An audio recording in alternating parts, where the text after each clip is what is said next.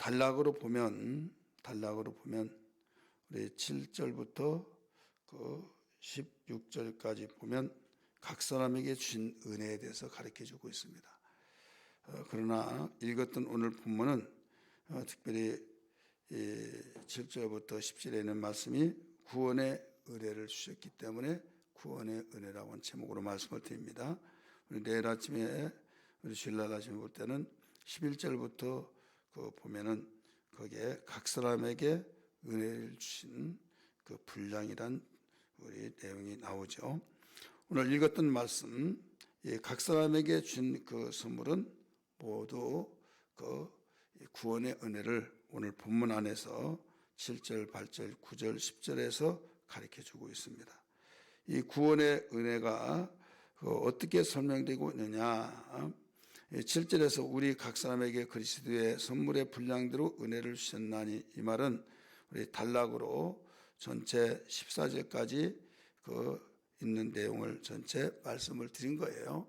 그러나 8절부터 10절에 있는 내용을 오늘 본문으로 삼았기 때문에 그 범위 안에서는 구원의 은혜를 말씀을 드리려고 하는 것입니다.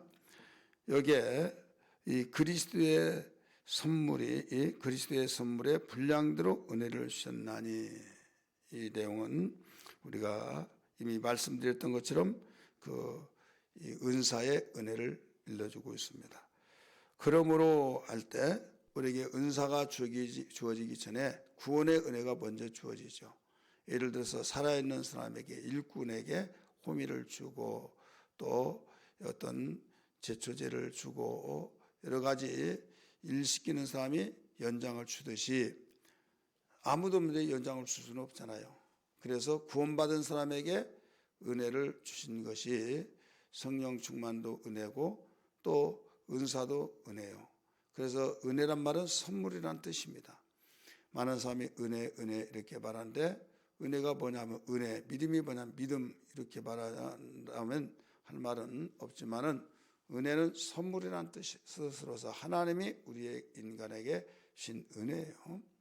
그래서 이 자연 계시로서 주신 은혜가 있고 특별 계시로서 주신 은혜가 있어요. 자연 계시로 주신 은혜는 믿는 자나 믿지 않는 자나 똑같이 주신 은혜가 있습니다. 해와 비와 또 달도 또 이 공기도 다 똑같이 하나님 주신 선물입니다. 그러나 여기에서 특별 계시로서 주신 은혜는 믿는 자들에게만 주신 은혜예요. 그것이 첫 번째는 구원의 은혜고, 두 번째는 은사의 은혜로 이렇게 구분할 수가 있습니다. 그렇다면 오늘 이미 말씀드린 바와 같이 하나님 주신 은혜 가운데서 구원의 은혜를 설명을 해주고 있는데, 이 8절 말씀 보세요. 그러므로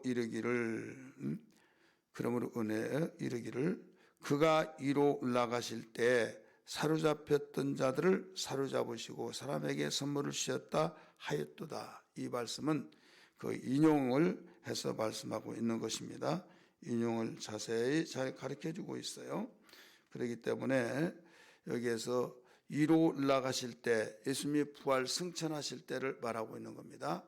예수님이 부활 승천하실 때 사로잡혔던 자를 사로잡으시고, 이 말은 마귀에게, 죄에게 사로잡혔던 자를 성령의 능력으로 사로잡으시고, 한마디로 말해서 이 죄에게 사로잡혔던 자를 이 은혜로, 구원으로 은혜를 주시기 위해서 성령으로 사로잡으시고, 이 말씀이에요.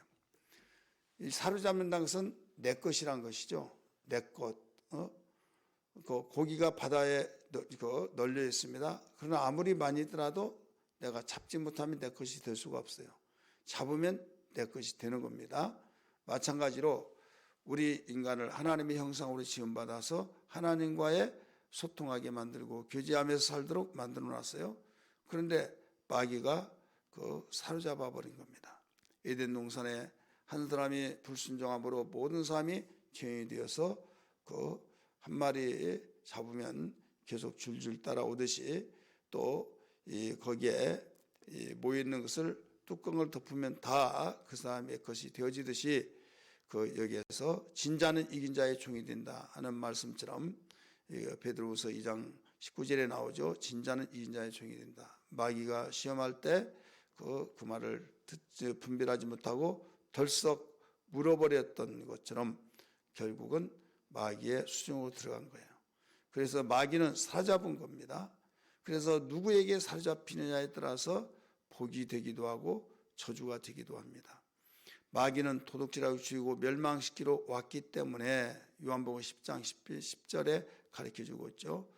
그래서 도적은 도둑질하고 멸망시키는 것뿐이요 내가 온 것은 양으로 생명을 얻게 하고 더 풍성히 하게 하려 하심이라.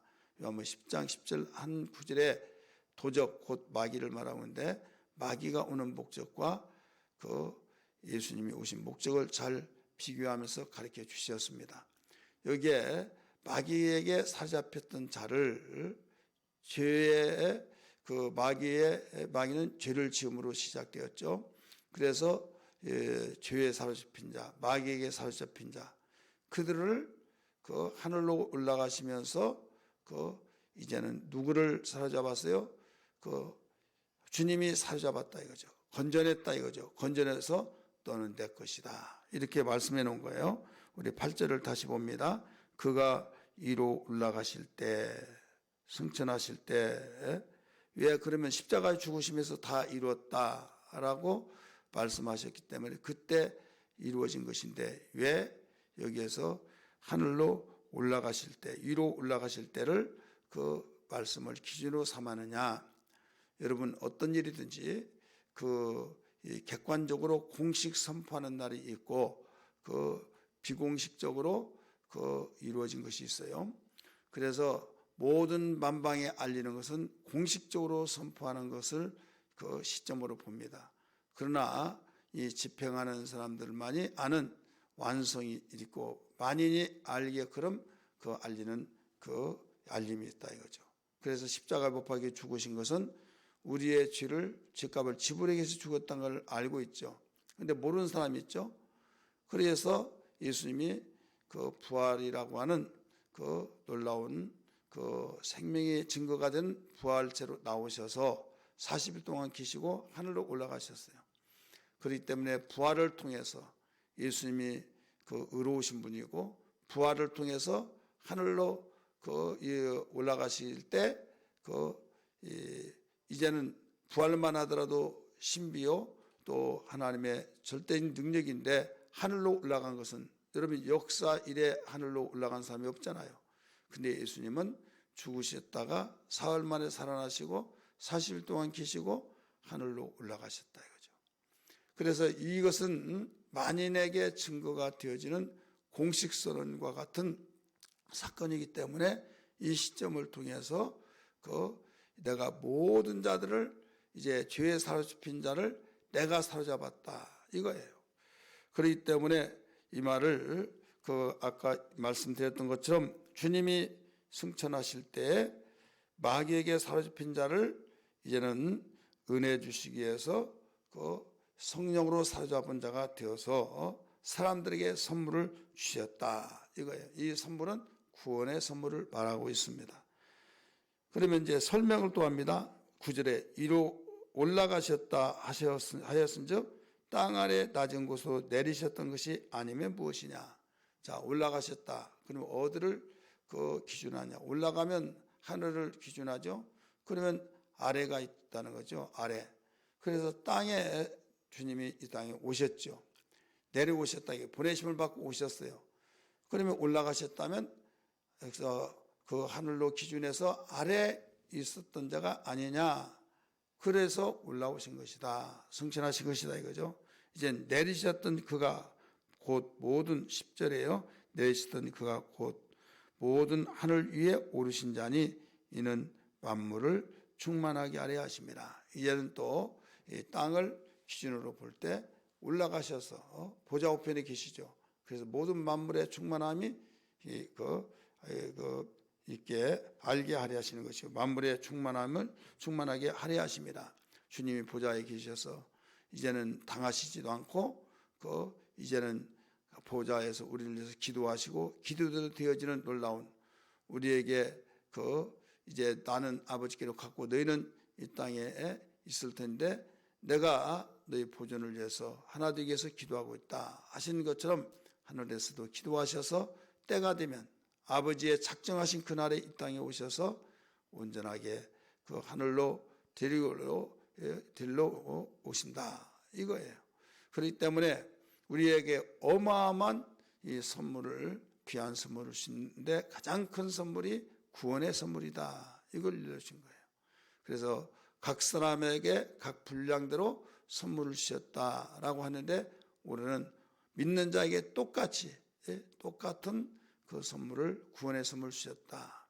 그 다음에 11절부터는 이제 다음에 볼 내용은 그 각 사람의 분량에 따라 주신 그 은사의 그 은혜를 가르쳐주고 있죠.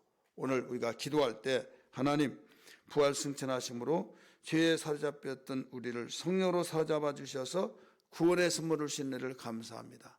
우리는 눈에 보이지 않는 구원, 그러나 보이지 않는 것이 있지만은 우리는 실제요 또 우리가 이 구원의 확신을 가지고 세상을 이기며 강하고 담대하며 뿌듯한 가슴 가지고 떳떳한 가슴 가지고 당당하게 한 발자국 한 발자국 내디디며 악한 마귀의 계기를 박멸시키며 하나님의 자녀로서 승리의 삶을 살아가는 능력을 다하여 주옵소서. 이런 고백된 기도 되기를 주의 이름으로 축원합니다. 할렐루야.